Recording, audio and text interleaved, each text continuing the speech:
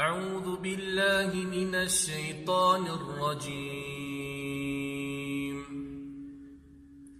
ضرب الله مثلا للذين كفروا امرأة نوح وامرأة لوط كانتا تحت عبدين من عبادنا صالحين فخانتاهما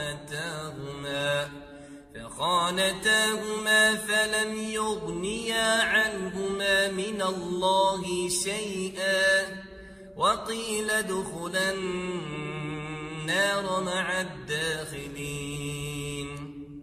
وضرب الله مثلا للذين آمنوا امرأة فرعون إذ قالت رب ابن لي عندك بيتا في الجنة ونجني من فرعون وعمله ونجني من القوم الظالمين.